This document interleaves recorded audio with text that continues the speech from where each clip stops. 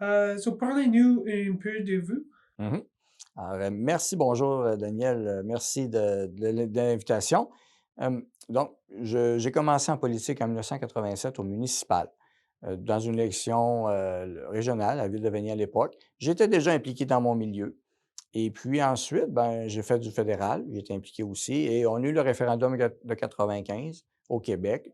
Euh, le référendum a été perdu, c'était non, et ben, j'ai pris une pause, la politique. J'ai poursuivi mes études, je travaillais déjà un peu dans toutes sortes de choses, j'avais déjà une petite compagnie à l'époque, et est revenu 2003, où les conservateurs ont repris du galon un peu, le Parti conservateur du Canada, et je me suis réimpliqué à ce moment-là en 2003. À la course à la chefferie, d'ailleurs, c'était Belinda Stronach contre Stephen Harper.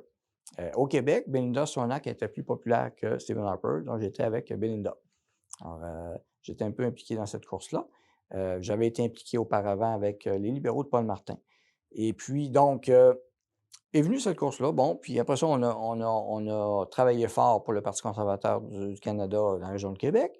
2005, il y a eu une élection municipale à laquelle j'ai participé. C'est la première élection qu'il y a eu les terminaux électroniques. Pour ceux qui s'en rappellent, au Québec, ça ne s'est pas bien passé. Il y a eu des problèmes, mon nom est dans le rapport du DGE d'ailleurs, des problèmes informatiques assez spéciaux. Et moi qui est un gars d'informatique, eh bien, je ne suis pas prêt à ce que le vote soit électronique à 100 du tout. Ça dépend toujours qui le contrôle et qui paie les services ou pas. On a une question de confiance qu'on n'a pas actuellement avec l'informatique. Donc ça, c'était la partie municipale. J'ai continué donc au fédéral. Et puis, au fil du temps, donc Stephen Harper a gagné, 2005 est arrivé, et 2012 est revenu le Parti conservateur du Québec, dans lequel je me suis impliqué avec Luc Harvey. Je me suis présenté comme député de Vanier-les-Rivières, Parti conservateur du Québec. Donc, c'était le premier step. Luc Harvey, ensuite, a quitté et est venu une autre course à chefferie. C'est la première course à chefferie que je me suis impliqué en 2012-2013 contre Adrien Pouliot. Adrien Pouliot a gagné, mais j'ai continué à participer au congrès, à la plateforme, parce qu'il y avait des choses intéressantes, importantes que je pouvais apporter. Puis, il y a des choses qui sont encore là aujourd'hui. Ben là, peut-être pas, mais ça sera vérifié. Mais anyway, par exemple, les cégeps, si on avait besoin au Québec d'avoir des cégeps versus les autres provinces qui n'avaient pas de cégep, un exemple comme ça. Donc, j'ai continué comme ça. Et entre-temps est venu 2017.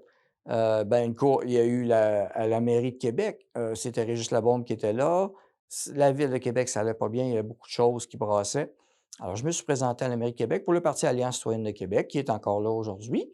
Et suite à ça, ben, ça m'a permis de voir beaucoup de journalistes, de me faire connaître, de participer des petits débats un petit peu, pas beaucoup, parce que les médias choisissaient déjà qui participaient au débat.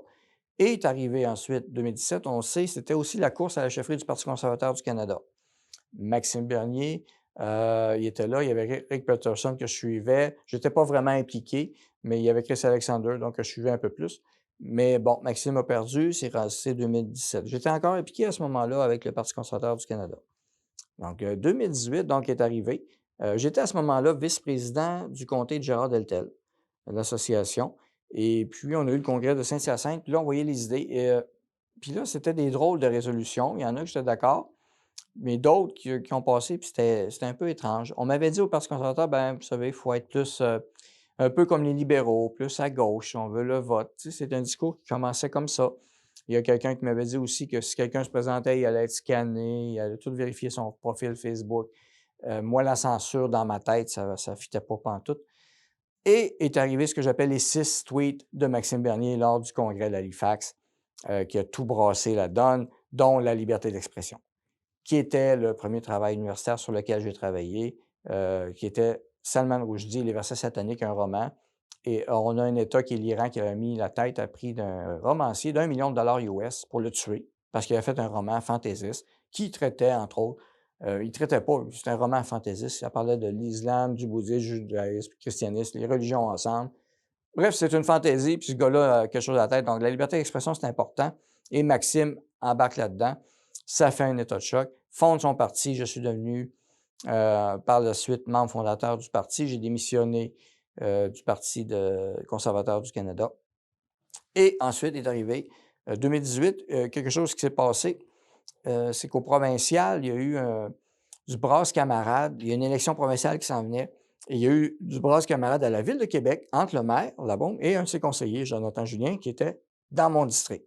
Donc, c'est là que j'ai dû, évidemment, c'était moi le candidat d'office, c'était mon district, je m'étais présenté à la mairie, donc je me suis présenté à cette élection-là. Et c'est là que, en 2018, par hasard, Maxime puis moi, on s'est recroisés dans la même journée 2 fois. Une entrevue à radio à CBC, puis une autre entrevue à une autre place avec TVA et Radio-Canada aussi. Donc, à 2 endroits différents, sans qu'on le sache, et on s'est parlé. Maxime, je l'avais quand même rencontré. Il était venu souvent au Parti conservateur du Québec pour expliquer ses positions.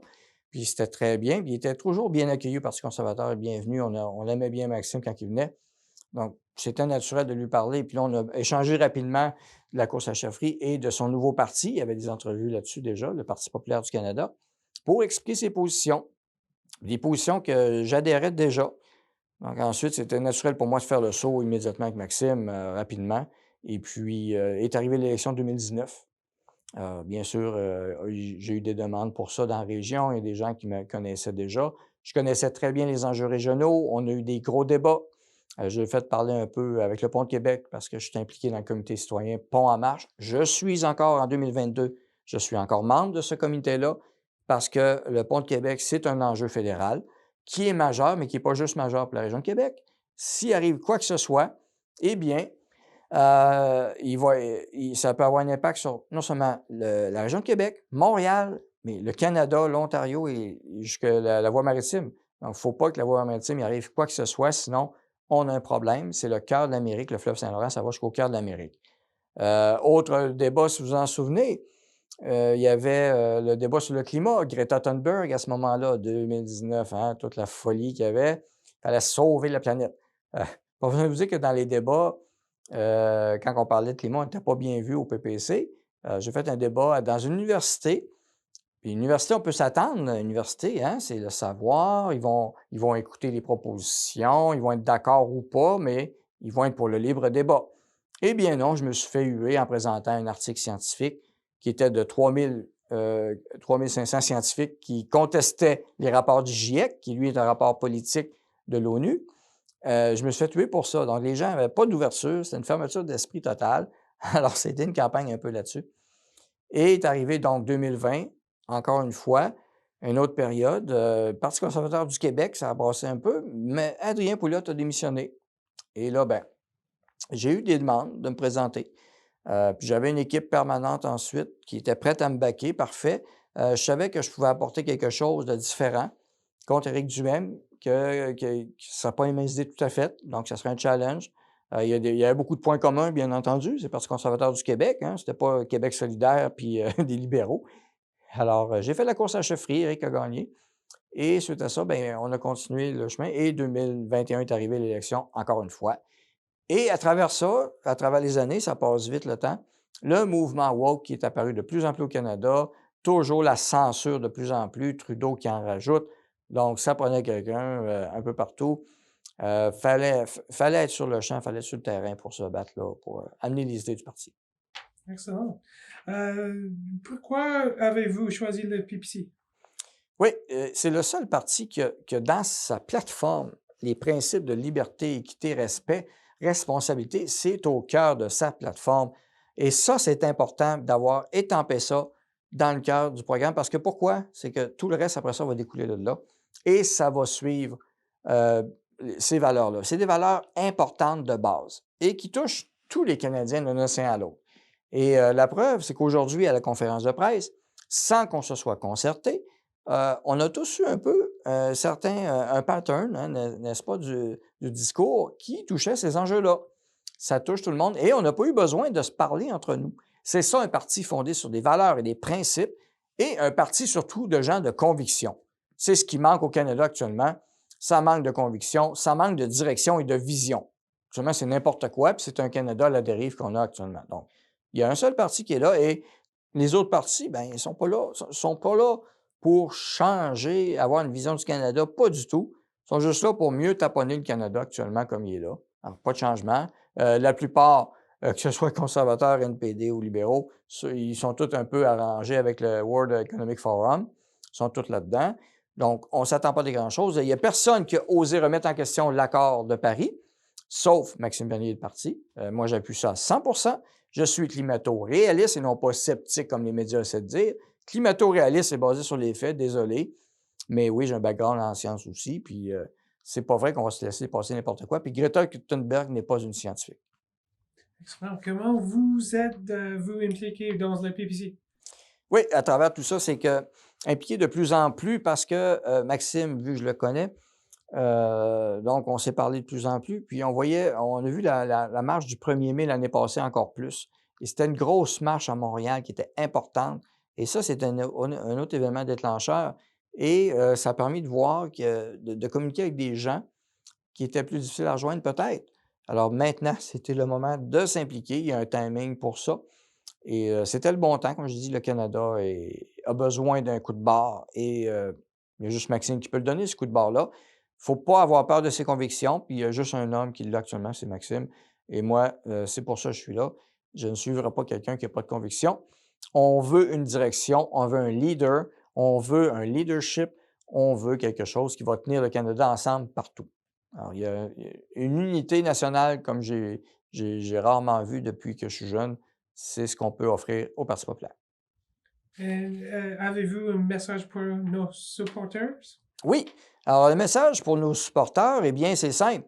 Vous avez un seul choix. Si vous aimez la liberté, si vous aimez la liberté d'expression, la liberté de mobilité, vous êtes un commerçant, vous n'avez pas aimé être fermé, vous voulez faire du commerce à travers le Canada, les barrières interprovinciales, ça doit être fini pour tous les enjeux, y compris même le travail. Il y a beaucoup de travail, c'est un gros chantier à faire politique et il y a une seule place, c'est le Parti populaire du Canada. Que vous soyez anglophone, francophone au Québec, on ne fait pas de la discrimination là-dessus, ce n'est pas notre but. On reconnaît tout le monde. Et le Québec a sa distinction, bien entendu. On sait que c'est un des peuples fondateurs du Canada. Alors, il est bien ancré et ce ne sont pas ni les États-Unis, ni l'Ontario, c'est le Québec, mais avec le reste, on veut que le Québec prenne sa place à travers le Canada au même niveau que les autres provinces, qu'on soit à la table de décision, chose que le Bloc québécois ne pourra jamais offrir. Le Bloc québécois régionaliste ne pourra jamais être sur le Conseil des ministres, ni exécutif, ni quoi que ce soit. Il est temps que ça finisse. Le rêve de 95, il est fini. Et mon message, bien, ça va être de dire aux gens, c'est fini le rêve. Il faut sortir du rêve. Et maintenant, il faut aller de l'avant. Puis on va aller de l'avant avec le PPC de Maxime Bernier, qui a une vision à proposer. Et je vais être le porte-parole de cette vision-là. Et aussi, défendre vos droits et libertés, défendre la Constitution. Vous y avez droit. Et on est là pour ça, d'un bout à l'autre. Voilà. Parfait. Excellent. Merci. Merci beaucoup, Daniel. To make a debate, I had to have a paper to circulate in a car to go to a debate. Yeah, so you could have opposed the restrictions. Yeah, yeah, yeah, and I oppose it. I didn't change my mind at all.